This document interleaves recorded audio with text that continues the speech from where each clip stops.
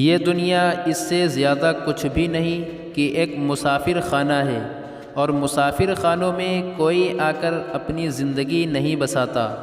اپنے گھر نہیں بناتا، بلکہ مسافر خانوں میں رہنے کے لیے صرف مسافر ہی آیا کرتے ہیں اور مدت مقررہ کے بعد اپنے سفر کی اور کوچ کر جاتے ہیں۔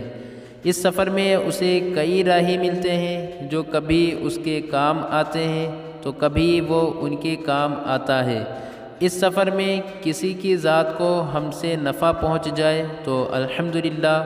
پر اس کا یہ ہرگز مطلب نہیں کہ ہم مستقل اس کے سفر میں اس کے ساتھ رہیں، اس کے شریک سفر بن جائیں، بلکہ ہمیں تو اپنا کردار نبھانا ہے اور اپنی منزل کی اور سفر جاری رکھنا ہے۔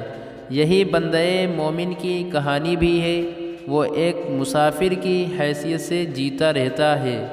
دوسروں کو فائدے پہنچاتا ہے، کچھ سے اسے مدد درکار ہوتی ہے، پر اس کے لیے کچھ بھی مستقل نہیں ہوتا، بلکہ مستقل اور ابدی تو آخرت کا گھر ہے، اور وہیں جا کر اس مسافر کو آرام ملنا ہے۔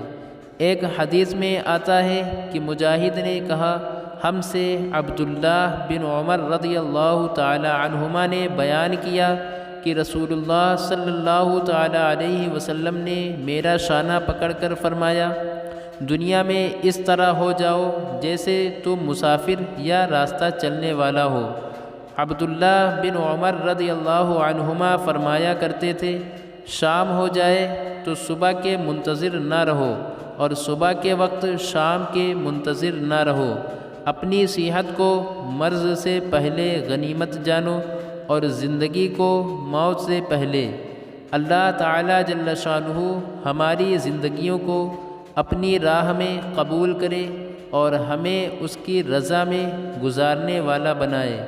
آمین یا رب العالمین۔ ویڈیو پسند آئی ہو تو ویڈیو کو لائک کیجیے اور چینل کو بھی سبسکرائب کیجیے، شکریہ۔